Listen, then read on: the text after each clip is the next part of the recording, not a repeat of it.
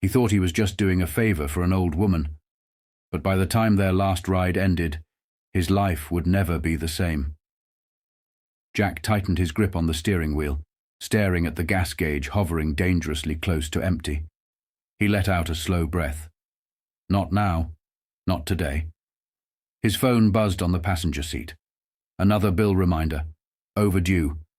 He didn't even need to look. He already knew there wasn't enough in his account to cover it. The past year had been one endless fight. Raising his daughter alone. Juggling 2 jobs that barely kept the lights on.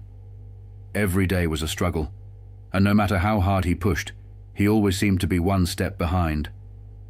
And now, here he was, taking side gigs just to survive.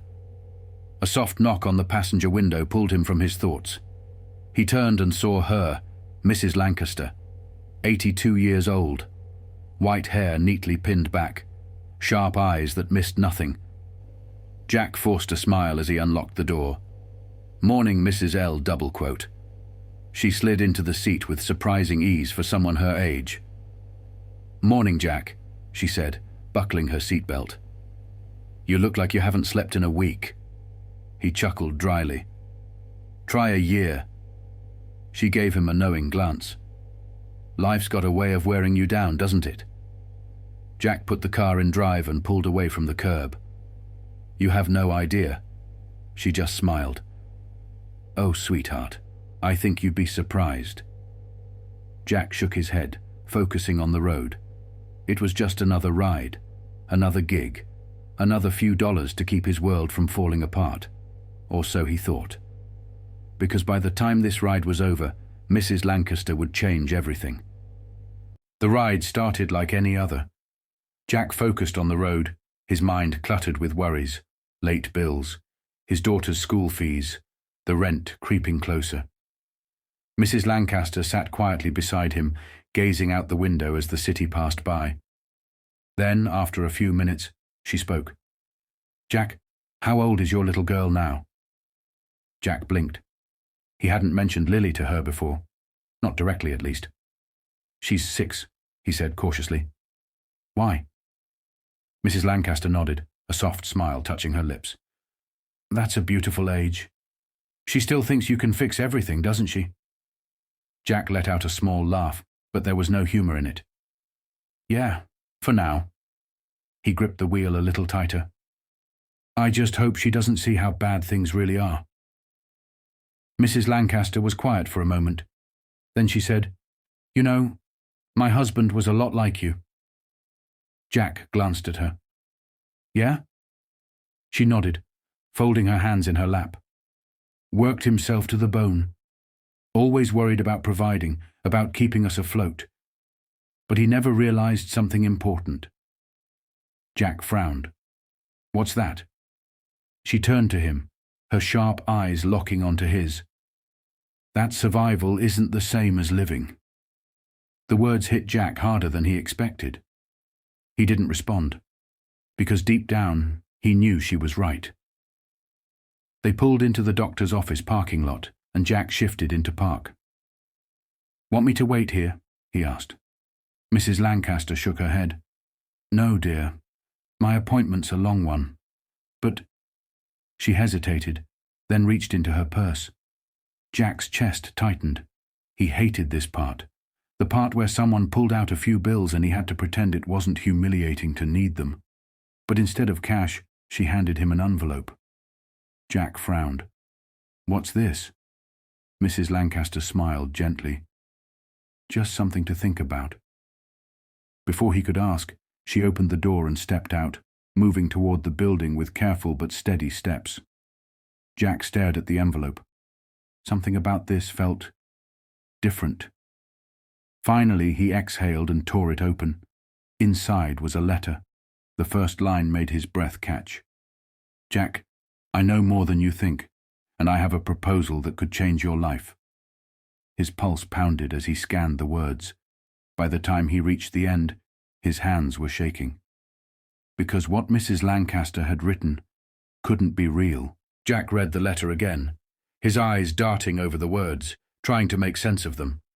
I know more than you think, and I have a proposal that could change your life." His pulse pounded. What kind of proposal?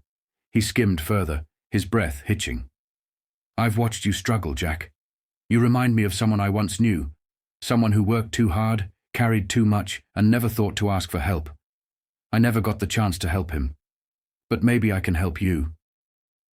Jack swallowed. What was she talking about?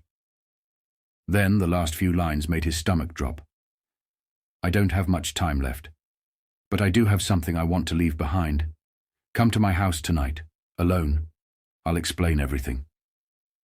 Jack exhaled sharply, staring at the paper like it might change if he looked hard enough.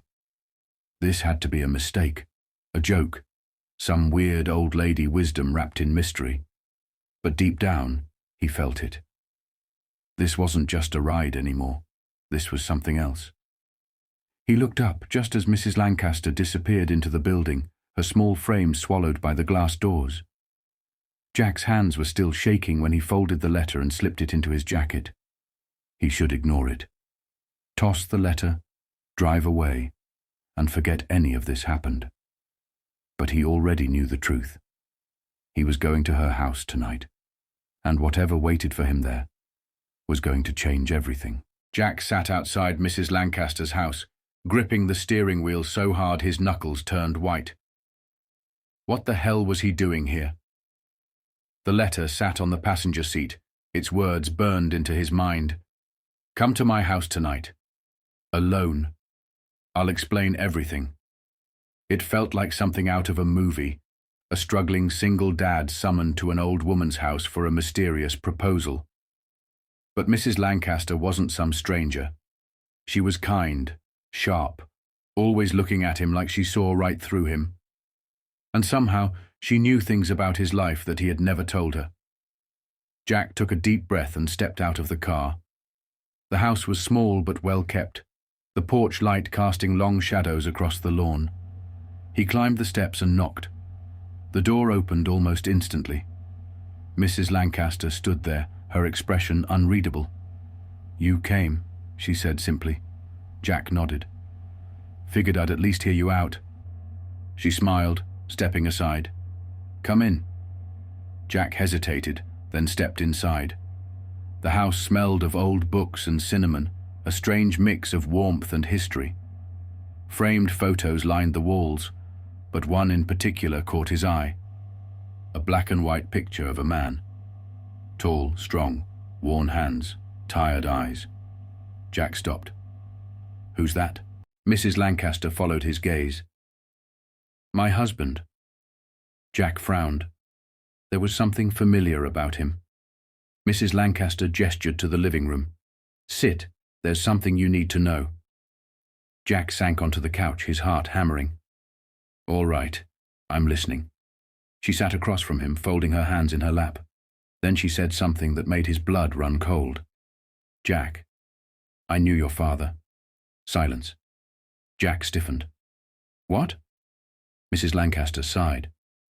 "I don't just mean knew of him. I mean I really knew him." Jack felt his stomach twist. His father had died when he was 10, a man he barely remembered. Just glimpses of rough hands lifting him onto strong shoulders, the scent of motor oil, a deep laugh that had faded over time. Mrs. Lancaster's voice softened. "Jack, my husband was your father's best friend." Jack's head spun. "That's not possible." She gave him a sad smile. "It is. And he made me promise that if I ever found you again, I'd do what he never got the chance to." Jack swallowed. "And what's that?" She reached into a nearby cabinet, pulling out a thick envelope. She handed it to him without a word. Jack stared at it for a moment, then slowly opened it. His breath caught. Inside was a stack of cash, more than he had seen in his life, and underneath it, a letter in handwriting he hadn't seen in years. His father's. Jack's hands shook as he unfolded the letter, his heart pounding louder than ever. And when he started reading, his entire world changed. Jack's hands trembled as he unfolded the letter. The paper was old, creased, like someone had held onto it for a long time. His father's handwriting was strong but slightly rushed, as if he had written it in a hurry. He swallowed hard and started reading. Jack, if you're reading this, it means I couldn't be there for you the way I wanted to be. And I'm sorry, more than you'll ever know. Jack's breath hitched. His father had written to him. Mrs. Lancaster sat quietly, watching him, letting him take it in. He forced himself to keep reading. Life didn't turn out the way I planned. I made mistakes, some I couldn't fix. But there's one thing I never stopped wanting, to give you a better life. To make sure you never had to fight as hard as I did. Jack clenched his jaw. Too late for that. He flipped to the next page, his pulse racing. I left something behind for you. It wasn't much when I set it aside, but over the years it's grown into something bigger. I trusted my best friend to hold on to it for you. And if he's gone now, I trust his wife to do the same. Jack's breath caught. He looked up at Mrs. Lancaster, realization dawning. She nodded slowly. Your father worked with my husband for years. When things got bad, they made a plan. If something ever happened to him, this money would be yours. Jack blinked rapidly. I don't understand. Mrs. Lancaster sighed. Your father knew he might not be around to take care of you. So every bit of extra money he had, he gave to my husband. Told him to keep it safe, let it grow. And when the time was right, when you needed it most, it would go to you. Jack's chest tightened. But how? How did you find me? I've been looking for years, she admitted. When I met you, I wasn't sure. But then I saw your eyes. You have his eyes, Jack. That's when I knew. Jack looked back down at the letter, his vision blurring. His father had never stopped thinking about him, never stopped trying to provide for him, even after death. His hands trembled as he reached for the envelope of cash. How much is this? Mrs. Lancaster smiled softly. Enough to clear your debts. Enough to start fresh. Enough to make sure your little girl never has to see you struggle the way you have. Jack's throat tightened. For the first time in years, the weight on his shoulders didn't feel so crushing. He looked at Mrs. Lancaster, emotions threatening to overwhelm him. I don't even know what to say. She reached across the table, patting his hand gently. Just promise me one thing. Jack nodded, barely able to speak. Be the father he wanted you to be. Jack exhaled, the pressure in his chest releasing like a dam breaking. For the first time in years, he didn't feel trapped. He felt free. He gripped the letter, holding it close to his heart. I will. And in that moment, he knew his father was still looking out for him.